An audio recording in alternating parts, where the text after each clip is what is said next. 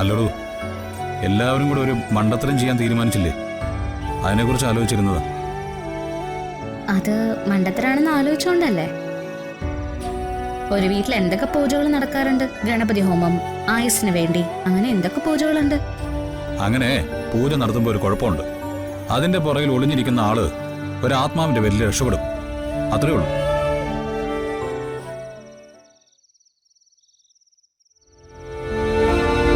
എന്തൊക്കെ സ്വപ്നങ്ങളുമായിട്ടാണ് താൻ എൻ്റെ ജീവിതത്തിലേക്ക് വന്നത്? ഞാനാണെങ്കിൽ ഒരു നിമിഷം പോലും തൻ്റെ മനസ്സ് വേദനിക്കരുത്, ഒരു പ്രാവശ്യം പോലും തൻ്റെ കണ്ണ് നനയരുത് എന്ന് കരുതി നടക്കുക.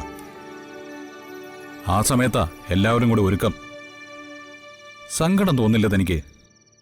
ഇനി ഞാൻ സങ്കടപ്പെട്ട ദൈവം എന്നെ ചീത്ത പറയും. ഒന്നുമില്ലാത്തവളാ ഞാനെന്ന് പറഞ്ഞ് ദൈവത്തിന്റെ മുന്നിൽ കൈകൂപ്പി കരഞ്ഞിട്ടുണ്ട് ഞാൻ. എന്തിന് എനിക്കൊരു അനാഥ ജന്മം തന്നു എന്ന് പറഞ്ഞ് വിങ്ങി പൊട്ടിയിട്ടുണ്ട്. അന്നൊന്നും എനിക്ക് ഉത്തരം കിട്ടിയിരുന്നില്ല. പക്ഷെ ആയുസ്സിൽ ഇതുവരെ പ്രാർത്ഥിച്ചതിന്റെ കൂലിയായിട്ട് എനിക്കൊരു വലിയ അനുഗ്രഹം എന്റെ കൃഷ്ണൻ തന്നിട്ടുണ്ട്. നിനക്കത് പോരെയെന്ന് എന്നോട് ചോദിച്ചു. അത് മാത്രം മതിയെന്ന് ഞാൻ പറഞ്ഞു. അതെന്താ സംഭവം? ഞാൻ അറിയാത്തൊരു അനുഗ്രഹം. ആ അനുഗ്രഹത്തിന്റെ പേരാണ് വരുൺ. ഇതിനേക്കാളും നന്നായിട്ട് വേറെ ആരാ എന്നെ സ്നേഹിക്കുക? ഇതിനേക്കാളും നന്നായി വേറെ ആരാ എന്റെ കൂടെ നിൽക്കുക? എന്നിട്ട് ഞാൻ ഭഗവാന്റെ മുന്നിൽ ചെന്ന് പരാതി പറഞ്ഞാൽ ഭഗവാൻ എന്നോട് ചോദിക്കില്ലേ, നല്ല മനസ്സുള്ള ഒരു ആൺ ചെറുക്കനെ നിനക്ക് കൂട്ടായിട്ട് തന്നില്ലേ, അവൻ ജീവന്റെ ജീവനായിട്ട് സ്നേഹിക്കുന്നില്ലേ, എന്നിട്ട് എന്തിനാടി ഇങ്ങനെ പരാതിയും കൊണ്ടുവരുന്നതെന്ന്. പണ്ട് ഞാൻ ഒട്ടും ഭാഗ്യമില്ലാത്ത പെൺകുട്ടിയായിരുന്നു. ഇപ്പൊ നേരെ മറിച്ച.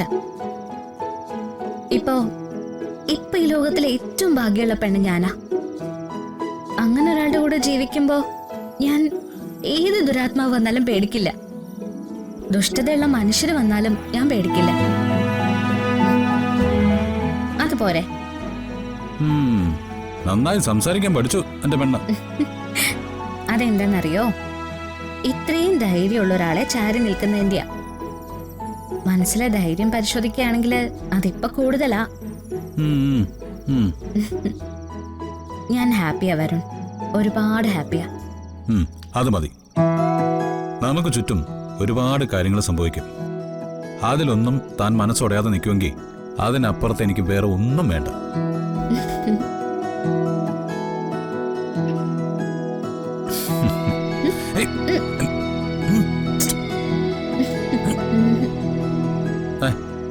ഇപ്പൊ തന്നെ എന്താ പറഞ്ഞത്?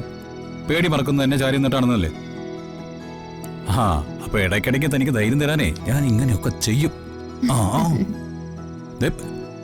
അടങ്ങി ഒതുങ്ങി അവിടെ നിന്ന് അനുഗ്രഹം സ്വീകരിച്ചോണം കേട്ടല്ലോ.